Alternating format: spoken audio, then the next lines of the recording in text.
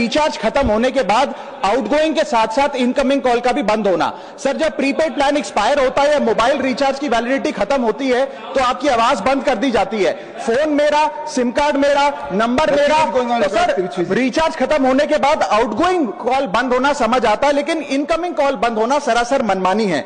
Sir, हमारा mobile number आज हमारी डिजिटल पहचान बन चुका है।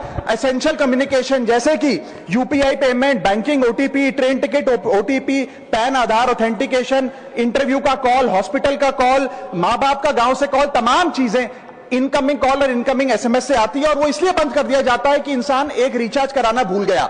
सर, इनकमिंग कॉल बंद करना is not stopping of a service, ये हमारे राइट टू कम्युनिकेशन को स्टॉप करने जैसा है। सर, जैसे आपका आधार कार्ड इसलिए एक्सपायर नहीं हो जाता कि आपने डिटेल अपडेट नहीं करी, या आपका बैंक का खाता इसलिए बंद नहीं हो जाता कि आपने मंथली डिपॉजिट जमा नहीं किया, या आपका वोटर आईडी इसलिए सस्पेंड नहीं हो जाता कि आप एक चुनाव में वोट डालना भूल गए। ठीक उसी तरह आपका मोबाइल नंबर इसलिए सस्पेंड और डीएक्टिवेट नहीं होना चाहिए कि आप एक रिचार्ज भूल गए। सर, मैं सदन में फ्री आउटगोइंग की मांग नहीं कर रहा, फ्री डेटा की मांग नहीं कर रहा, लेकिन इनकमिंग कॉल फैसिलिटी की गारंटी होनी चाहिए। मेरी 3 स्पेसिफिक मांग है। पहली, प्रीपेड मोबाइल कनेक्शन में इनकमिंग कॉल और इनकमिंग एसएमएस कम से कम 1 साल तक कंटिन्यू रहे, चलता रहे from the date of the last recharge, ताकि एसेंशियल कम्युनिकेशन चलती रहे। दूसरी, deactivation of the mobile number after 3 years. ऐसा ना हो कि आपका मोबाइल नंबर किसी को आपका मोबाइल नंबर बंद करके किसी और को अलॉट कर दिया जाए। कम से कम 3 साल का ग्रेस पीरियड देना चाहिए from the date of the last recharge. And third demand, mobile operator should introduce a low cost